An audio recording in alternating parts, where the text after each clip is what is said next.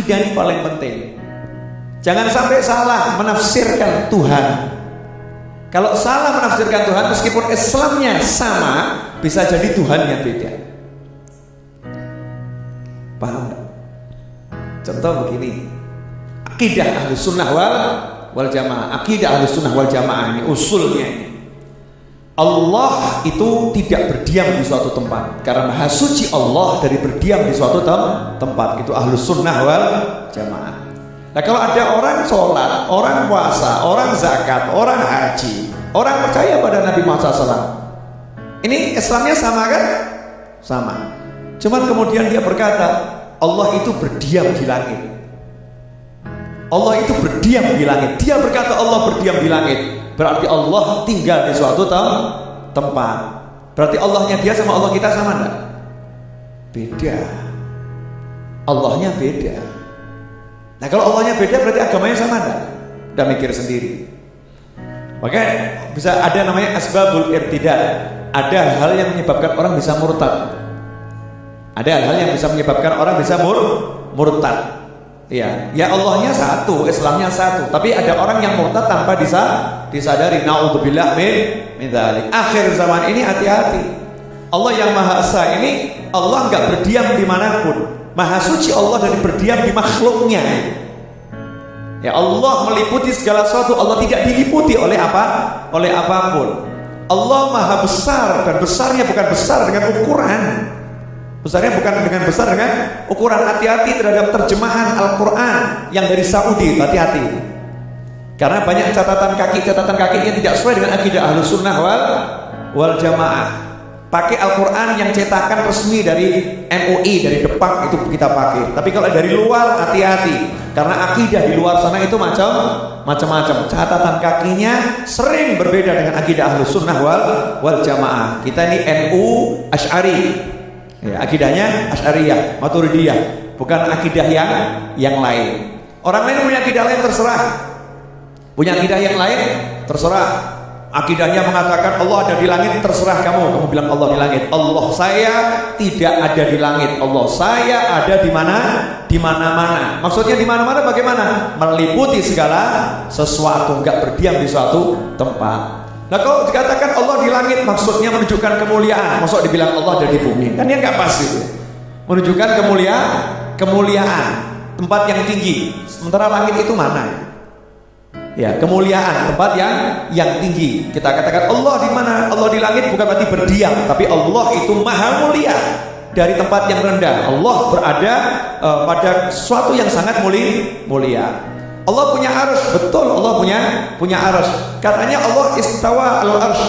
Qad istawa al-arsy. Allah itu bersemayam di arsy, terjemahannya begitu. Iya betul, Allah bersemayam, tapi bersemayam bukan dalam arti duduk, tinggal, bertempat seperti dalam pola pikirmu. Bersemayam dalam arti yang dipahami oleh Allah Subhanahu wa Ta'ala, karena Allah pengen bicara dengan kita dengan bahasa yang kita kira-kira mudeng gitu. Kira-kira kita mudeng, cuman maknanya bukan seperti itu. Maha suci Allah dari berdiam di arsy. Karena kalau Allah berdiam di arsy, berarti arsy itu dipikul malaikat, malaikat bisa mikul Allah Ta'ala. Hebat itu malaikat. Paham ya? Jadi jangan terbawa oleh golongan-golongan aneh baru nih, yang akidahnya disebarkan di mana-mana, ya punya pemahaman yang aneh. Siapapun orangnya, mau artis kayak, mau orang itu pejabat kayak, kalau akidahnya nggak benar, kita bilang nggak benar. Nah, kita nggak usah musik-musik orang lain, tapi kita tunjukkan akidah Ahlus Sunnah wal Jamaah. Inilah akidah kita, nggak sepakat dengan yang seperti itu. Pokoknya Allah maha suci dari berdiam di suatu tempat. Allah di mana? Kalau kata orang, Allah itu lebih dekat, terjemahan Al-Quran kan, daripada urat lehermu. Allah nggak jauh. Terus Allah di mana? Allah ada di hatimu. Mikir itu aja deh, Allah ada di hatimu. Allah menyatakan dalam hadits qudsi, tidak ada yang bisa menampungku, tidak ada yang bisa menerimaku. Menampung dalam arti menerima, bukan tinggal di situ ya. Menerima, bisa mengerti, memahami, dekat dengan aku, kecuali hati hambaku yang beriman. Langitku nggak bisa, bumiku nggak bisa. Allah sudah bilang kok, langitku nggak bisa menampung aku, bumiku nggak bisa menampung aku, tapi hati hambaku yang beriman. Justru kedekatan hati kita dengan Allah itu yang harusnya dikejar. Nggak usah mikir Allah di mana ya, Allah gimana ya. Bid'ah tuh nanya begitu. Gak pernah sahabat nanya-nanya begitu, mikir-mikir begitu. Justru pikirkanlah kedekatanmu dengan Allah. Bagaimana hatimu dengan Allah? Bagaimana ketika disebut nama Allah? Apakah bergetar hatimu? Idza dzukirallahu wajilat qulubuhum. Kalau disebut nama Allah hatinya bergetar. Lah kita disebut nama Allah hatinya getar atau hatinya tenang gitu ya? Enggak kerasa blas itu, mayit mati ini hatinya. Yang mana gitu? Ini kan pertanyaan yang luar biasa. Sementara akhir zaman ini bahkan ada yang mengatakan, tuh salah itu kalau ngajarin anak-anak kecil tuh salah itu. Seringkali kita kan ngajarin anak-anak TK, Allah itu ada di mana-mana. Salah begitu, jangan begitu lagi. Yang benar Allah ada di langit. Ngauco nih.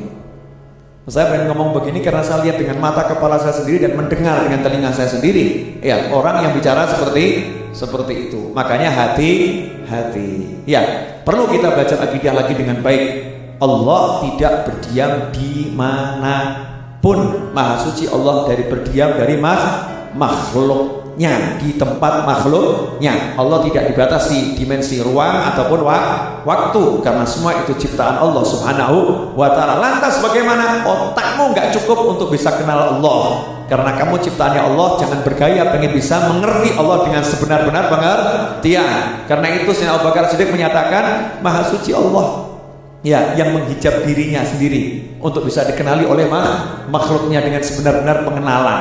Gak mungkin bisa, mau otak kita segini kok mau kenal Allah Ta'ala. Jangankan mau kenal Allah Ta'ala, makanya dikatakan man arafa nafsahu faqad arafa rabbah. Siapa tahu dirinya dia akan kenal Tuhannya. Loh, kita ini mau mengetahui diri kita sendiri aja gak bisa kok. Ya, mau detail, mau tahu tubuh kita nggak bisa. Lemah kita terhadap diri kita sendiri. Maka kita akan ngerti, lemah saya, nggak mampu untuk mengenal Allah dengan sebenar-benar pengenalan, nggak mungkin bisa. Akhirnya menyerah. Subhanak, ya, Maha suci Engkau ya Allah. Maha suci Engkau ya Allah. Kami nggak punya ilmu kecuali Engkau ajarkan, dan kami tidak pernah bisa beribadah dengan sebenar-benar penghambaan. Nyerah sama Allah Ta'ala. Ya, kalau hamba bisa ngerti Allahnya benar, ya berarti apa bedanya hamba dengan Allah? Kan begitu. Allah menutup banyak rahasia tentang dirinya yang kita nggak bisa jangkau, jangkau. Itu hikmah. Kamu nggak usah pikir Allah, udah pikirin aja itu bagaimana usahamu untuk dapat ridho Allah Subhanahu wa ta'ala.